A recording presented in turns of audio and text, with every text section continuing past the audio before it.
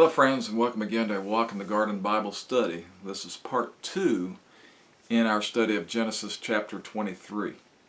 And where we left off last time was we saw the death of Sarah, Abraham's longtime wife. And it was just kind of the end of an era, because you think about all the escapades they'd been through, all the travels they'd done, the family that they raised, the special son that they were allowed to have by God's provision. And, we remember the incident with Hagar and Ishmael and just all the many events and transactions and just the different living environments they were in, the different peoples they encountered, and the different situations they found themselves in. But the fact that they were chosen by God for a special mission, and God had segmented them and selected them and set them aside for a special purpose in accomplishing His will. And now we see a significant event that has taken place because it's the end of an era. It's Abraham's long-term companion, his helpmeet, his best friend in the whole world, and the one who stood beside him through every situation was now off the scene. She had moved off the scene, and we left off with kind of just a sorrowful situation with Abraham. And two things we saw him doing was he was sorrowing, he was mourning, and he was weeping. The two things he was doing was mourning and weeping. And we talked about that some, and we also talked about just the fact that the Bible, God through the Bible, the pages of the Scripture, just makes it very clear and reiterates over and time again that death is a part of life.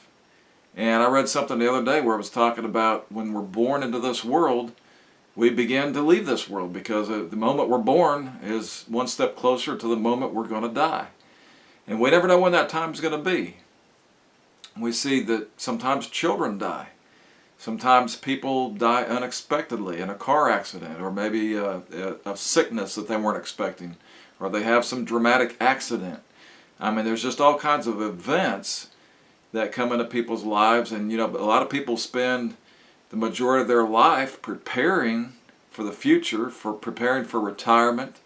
They prepare for owning certain things and accomplishing certain things, and maybe fulfilling dreams that they've had, whether it be going on some kind of big traveling expedition, or vacationing somewhere, or maybe buying their dream house, or whatever the case is.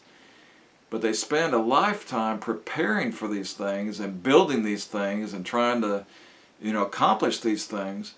And sometimes they forget to prepare for the most important thing, and that's for their eternity. Because when you compare eternity with this lifespan we have is just a drop in the bucket. It really is. And at least back in Abraham's day, they had a little bit longer lifespan.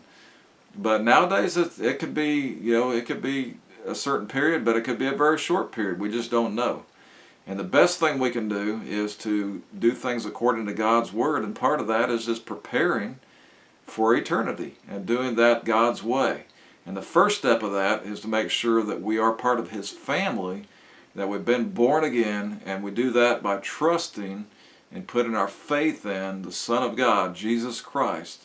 And once we put our faith in Him and accept Him as our Savior, and He takes over our life, then we can begin our walk and begin our travels and begin our preparation for eternity and carrying out the will of God in our lives. But with that, we're going to pick it up this week. Our part 2 is going to be verses 3 through 15 of chapter 23. And here the Bible says, "And Abraham stood up before his dead, and spake unto the sons of Heth, saying, I am a stranger and a sojourner with you. Give me a possession of a burying place with you, that I may bury my dead out of my sight. And the children of Heth answered Abraham, saying unto him, Hear us, my Lord, thou art a mighty prince among us. In the choice of our sepulchres bury thy dead.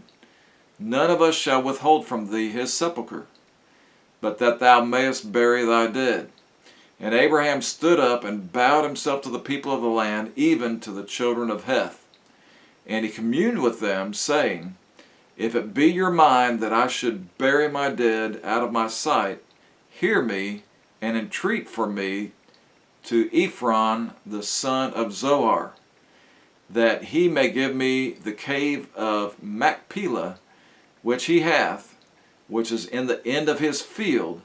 For as much money as it is worth, he shall give it me for possession of a burying place amongst you. And Ephron dwelt among the children of Heth. And Ephron the Hittite answered Abraham in the audience of the children of Heth, even of all that went into the gate of the city, saying, Nay, my lord, hear me. The field give I thee, and the cave that is therein I give it thee. In the presence of the sons of my people give I it thee. Bury thy dead. And Abraham bowed down himself before the people of the land, and he spake unto Ephron in the audience of the people of the land, saying, But if thou wilt give it, I pray thee, hear me. I will give thee money for the field, take it of me, and I will bury my dead there. And Ephron answered Abraham, saying unto him, My lord, hearken unto me. The land is worth 400 shekels of silver. What is that betwixt me and thee? Bury therefore thy dead. So here we see that Abraham realizes, he can't travel back to his point of origin. He can't send the body out of the, they don't have time for that. They don't have the wherewithal to do things like that. So Sarah's going to have to be buried right there where they're residing, in the place where they're living. And he doesn't have, technically the land belongs to him because he has inherited it as a possession from the Lord. But in this particular time frame, he doesn't yet own all this land. It doesn't belong to him. In fact, he really doesn't own anything. He was staying there. You remember King Abimelech said he could stay there and he could, pick out his parcel of land that he wanted to live on. But he really didn't own anything. And he didn't have a burial plot picked out. He didn't have one set aside. He didn't even have a piece of land that he could call his own to do it on. So he takes his case before the sons of Heth there, and he presents his case there, and he says, look, I need a burying place for my wife. I'm not asking to get it free. I'm willing to pay the fair price for it. And just, and then when they respond to him the way they did, he says, well, I did see one that I kind of liked. And, that goes along with common sense. I mean, nowadays, if somebody's going to select a burying place, we know that it's not necessarily important, obviously, to the person that's gone on, but there may be a place that we just think is peaceful, or maybe it's in a good location, or maybe it's got a beautiful environment, or maybe it's just there's just something that attracts us to that, and there may be a certain plot that we would prefer to have. Maybe it's easy access from the road, or maybe it's got a better view, or maybe it's under a shady tree, or whatever the case is. But obviously, if we have a choice, there may be a reason we'll pick out a certain plot of land to bury our dead, to have one of our kinfolk or one of our family members to be there, and that's a place that we'll go by from time to time and visit and pay our respects. And so it was with Abraham. He had seen one that he had particularly caught his eye. But, we've just witnessed in our former chapter, in our former verses, we've witnessed the death of Sarah. And so it is that Abraham now seeks out a suitable resting place for her body. He makes a petition to his neighbors, the Hittites, that they might provide him a parcel to bury his dead. And as we said before, Abraham had a good reputation. He was on friendly terms. He'd made a pact. He'd made an agreement. And they'd gotten along. They might not see eye to eye on all matters, maybe political matters, maybe religious matters, maybe even matters of their lifestyle and how they conduct business. But as a whole, they got along. And that's an important thing. Wherever we were living, we realized that not everybody's going to view everything exactly the way we are. People have opinions. They base those opinions on whatever. They might have based it on how they were brought up. They might base them on something they heard or something they'd been taught in their school. They might base them on life experiences. But everybody has opinions and viewpoints that may differ from ours. But that doesn't mean we can't get along. They may have a different religion. They may have have different doctrinal beliefs in whatever church they attend, or they may not attend church at all. That doesn't mean we have to have them as a buddy and go out and hang out on the weekends or go to special events together, but we can at least get along and be friendly and be good neighbors. And as such, we can have good relations, whatever their neighbors are like. And so Abraham had his reputation cemented there, and so that gave him the opportunity now to come before them and present his case. And he had no qualms in doing that. And so he brought his case before them and just inquired of them of a parcel of land to bury his dead on. And he reminds them that technically he has no land here, no possessions here, and no family here to help him out. No immediate family are in this area.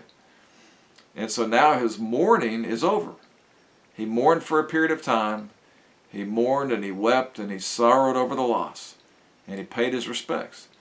But now it was time to complete the matter, to put an end to things, bring it to a climax, bring it to a close. And life has to go on. He has to move on. It doesn't mean that he's not going to miss her. It doesn't mean he's going to forget about her. It doesn't mean he's not going to, perpetually hold her memory up there and put maybe a memorial out there where he can continue to be reminded of the times they had together. But it was time to put things to a closure. And so the mourning would cease. Sorrow would now have to take a back seat, you might say. And now it was time to pay last respects and move on. What does it say? It says he stood up from before his dead.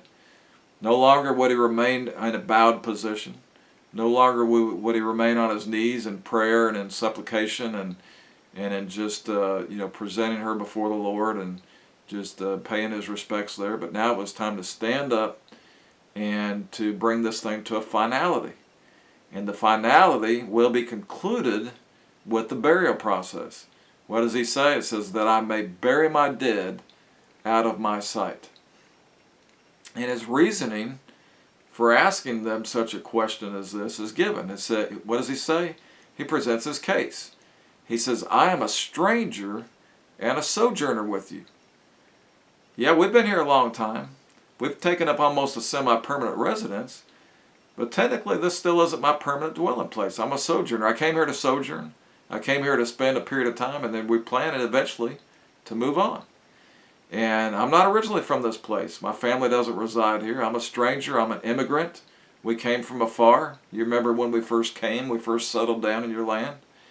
And so he reminds them of this, and he reminds them as a great neighbor, as great of a neighbor as he is, as peaceable of man as he is, and as spiritual of a man as he is, yet he is unprovided for. And while she was yet in his sight, grieving would continue, and so now it's the time to put her out of his sight so that grieving can finally come to an end. And the folks that were there returned their answer to him. What do they say? First of all, they compliment him. They say, well, thou art a mighty prince among us. They gladly would extend their hand of fellowship to him because they respected Abraham. He had a good reputation in that community. And they knew about him, they knew about his God, and they knew how prosperous he was. And what do they call him? They give him that title. They say that he's a mighty prince among them. And they would extend their hand of fellowship, and what do they say? They say, in the choice of our sepulchres, bury thy dead. None of us shall withhold from thee his sepulchre, but that thou mayest bury thy dead. So they're in agreement. They're uniformly making available any of the sepulchres they own. And this is not an easy thing to do because these had value, just as they do today. It's very rare that somebody's going to just give up freely a burial plot. They're not going to give it away free. They're not just going to hand it over because it's got value. They had to purchase that.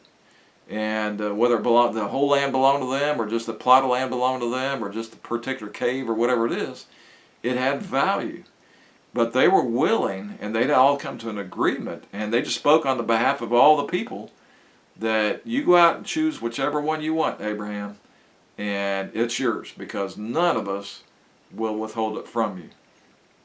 What an offering that was. What a statement that was. What a blessing that was to Abraham. And they gladly offered those up to him. They were humbled, and they greatly admired Abraham. He had greatly achieved their respect and admiration. And he could now choose any of their burial plots that he wished. Even as a foreigner, they were happy to help him out because they had embraced him, they had taken him into their community, and that was an outpouring of their just neighborly love and their affection for him.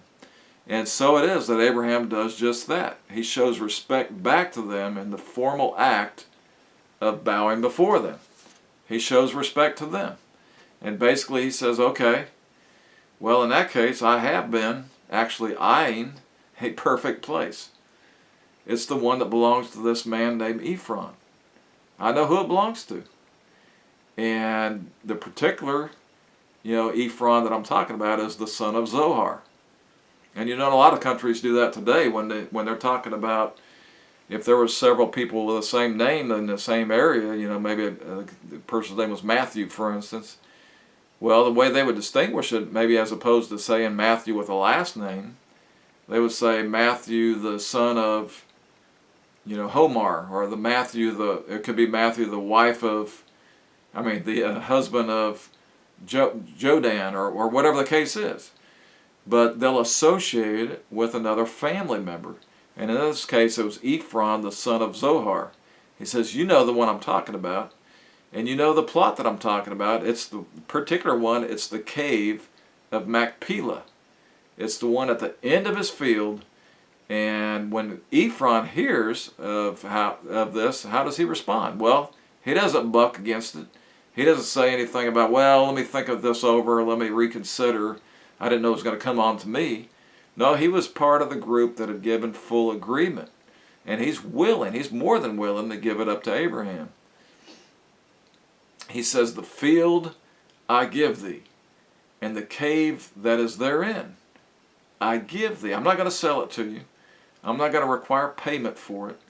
I'm not going, a lot of times people go to court nowadays because they loan somebody something and then the other person decides, well, it's no longer a loan, but it's a gift. But here, they've got plenty of witnesses to this, and Ephron just fesses it up and says, I freely give it to you, Abraham. You can have it. You can not only have the cave, but you can have the field that it's in as well. How about that? And Abraham had such respect among them that although his desire was that, Ephron be compensated for giving up his possession. He didn't want to take it. He didn't want to be obligated to anybody. He didn't want to feel guilty about it. And he wanted to be fair about it. He was willing to pay for it. He was willing to buy it. And whatever the fair market value was, whatever the fair price was, that's what he was willing to pay. But Ephron says, no, you can have it. I give it to you freely. And just as some of us have done, possibly, or just as some of us have done, possibly, he still feels guilty just taking this valuable possession. You may have had somebody come and offer to give you something that was kind of a valuable thing. And, some people have no shame in just taking it, but many people feel a little bit guilty about that. They just feel like, man, I got to give you something in return. I can't just take this. I realize you want to give it to me as a gift, but I just feel better about it if I give you something for it. I don't want to just take it because I know it's a sacrifice on your behalf. And so that's kind of part of the thing that I think Abraham was feeling. And he says, well, I really do appreciate your kindness, but in that case, just forget about the sepulcher and accept the money for the land at least. So he wanted to give him something. Here he is, Ephron's not just offering him the cave, but also the land that it's in, the field. And so Abraham says, well, look, if you're not going to allow me to pay for the cave, at least allow me to give you a little something for the field. Because I don't want to just take it freely from you like that. And but in some cases, when somebody wants to give you something, if you don't take it freely, and you force them to take something for it, sometimes they're going to receive a blessing, or they're going to feel blessed by giving it to you. They want to do that. And sometimes it's almost like you're being a blessing to them, but I mean they're being a blessing to you, or they're being a blessing to you, but you might rob them of their blessing by being the giver. Sometimes it works on both ends. You can be blessed by being the receiver, but they can actually be blessed by being the giver. Because in the Bible, what does it say? It says it's more blessed to give than to receive. So actually, in many cases, the person that's getting the greater blessing is the one giving rather than receiving. And sometimes that's a hard concept to understand unless you experience it for yourself, and you'll see that that is certainly the case. And so that's what the kind of quandary they were in there a little bit. And what does Ephron respond? Well, he still wouldn't hear it, but he says, hey, the land is worth, he shares with them how much it's worth. He says, it's worth 400 shekels of silver. But what is that betwixt me and thee? Bury therefore that. So he wasn't worried about it. He said, well, if you want to know how much it is, Abram, I'll tell you. It is worth 400 shekels of silver. But again, I'm not concerned about it. What is that between me and thee? I don't want anything to be, that's nothing to separate us. You just go ahead and bury your dead and don't worry about it. And so again, Abraham didn't desire just to take the land freely. He didn't want to take advantage of the generous gestures of others. But he also didn't want to be beholden to anybody. He didn't want to feel like he still owed somebody something. And, he was a wealthy man. He wasn't going to be hurting for that. He could easily afford that. And so that's what he was going to do. In spite of the worth, Ephron says 400 shekels of silver. What is that between you and me? When we developed our friendship, when we developed this relationship, you become like a family member. And what's that betwixt me, me and you? So perhaps Ephron just wanted to be that blessing to Abraham. He wanted to do something and not have it as a business transaction, but just has it as a gift to say, feel good that, hey, I was able to help him out in his time of need. And that's where the blessing comes in. And so thus it is, and perhaps, he wanted to be that blessing, and he was like, well, don't rob me of my blessing, Abraham. I'm trying to do something good.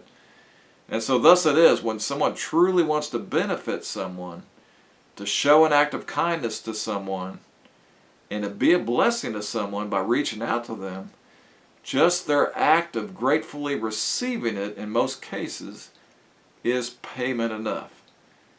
What does he say? He says, what is that between me and my friend? So the next time you think that you're impressed, or maybe you feel like it's a divine leading from the Lord, maybe he's impressed upon you in the Spirit to do something as an outreach to somebody. It could be giving of your time to go help them achieve something and not asking anything in return. Maybe they just need some help working on something, or they need help moving something.